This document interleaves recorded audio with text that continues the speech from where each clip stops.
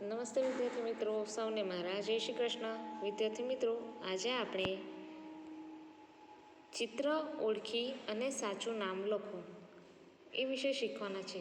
એટલે કે તમને ચિત્ર આપવામાં આવ્યું હશે, એ ચિત્રનું નામ તમારે લખવાનું છે.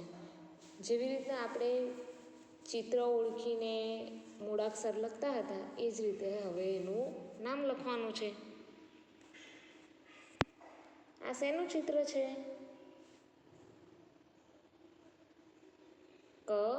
કમળનો ક. બરાબર, કમળના કથી ચાલુ થાય ને. હા, તો શું છે? આ કમળ છે. બરાબર, તો આપણે અહીં નીચે નામ લખવાનું છે. તો આપણે લખી દઈએ કમળ. થઈ ગયું ને? કમળના ચિત્રની નીચે એનું નામ આપણે લખી દીધું છે. હવે આપણે બીજું ચિત્ર જોઈએ. આ શેનું ચિત્ર છે? ખૂબ સરસ, બતકનું. બરાબર, તો આપણે નીચે બતક લખવાનું છે. સરસ, બતક. બરાબર ને? આ ચિત્ર જોઈને આપણે એનું નામ લખી દીધું છે. હવે આપણે બીજું ચિત્ર જોઈએ. આ શેનું ચિત્ર છે? કોણ છે આ?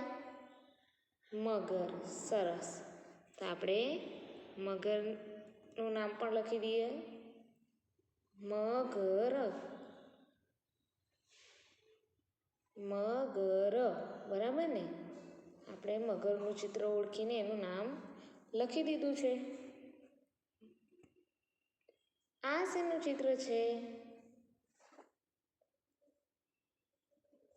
ખલ. ખૂબ સરસ, શેનું ચિત્ર છે? ખલ. તો આપણે નીચે લખીશું ખલ. લ.